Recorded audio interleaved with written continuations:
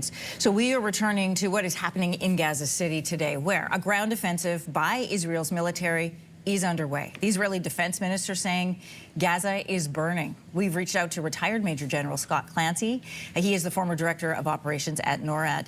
What do we know about how this ground offensive is being carried out? We've seen pictures from Wadi this morning of people leaving in trucks and whatever vehicle, on foot, however they can get out. When we hear about a ground offensive, what does that mean? What's on the ground? So for the last 72 to 96 hours, the Israeli Defense Forces have been doing preparatory bombardment, a significant amount of bombardment. It's included helicopters, airstrikes, artillery, significant artillery, including naval gunfire.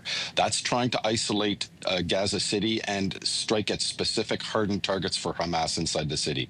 The next thing that they're going to do is continue that isolation by cordoning off, and they have cordoned off Gaza City, and then they're going to isolate specific neighborhoods. The tactic here is isolate, suppress, clear, and hold. They'll isolate specific neighborhoods.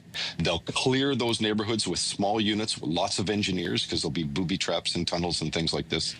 Then they're going to, once they've cleared those neighborhoods, then they're going to have to move in other forces to hold those, and then they'll move on to the next one. And it's going to be done very methodically, or else Hamas will just move into another neighborhood and pop up behind them in spaces that they've already cleared. What does that look like for civilians on the ground?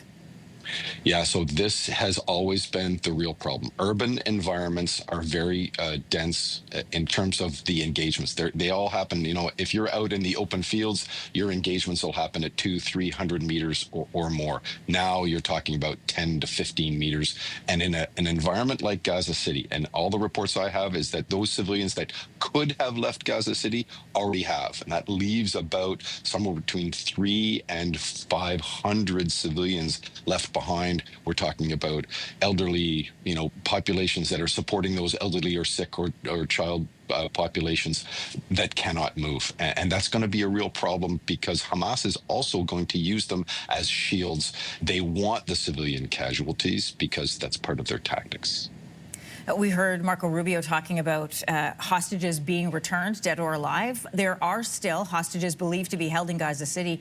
How much of a risk does this offensive pose for them? So it's part of the calculus that Benjamin Netanyahu and the Israeli government have come into. The Hamas has been not forthcoming with, releasing hostages. They've been the ones that are holding them. And at one point in time, this becomes, they're going to have to either clear Hamas once and for all. They're going to have to take on Hamas. And, the ramifications of trying to release the hostages without doing that means that this conflict drags on, and there are more and more casualties, and the Israeli hostages become that one bargaining chip. So yes, the risk is high for the hostages. There is some reports that the Israeli commanders know, at least in general terms, where some of the hostages are being held, and they're going to tailor their operations for that in those locations. Retired Major General Scott Clancy, thanks for joining us this morning. Thank you.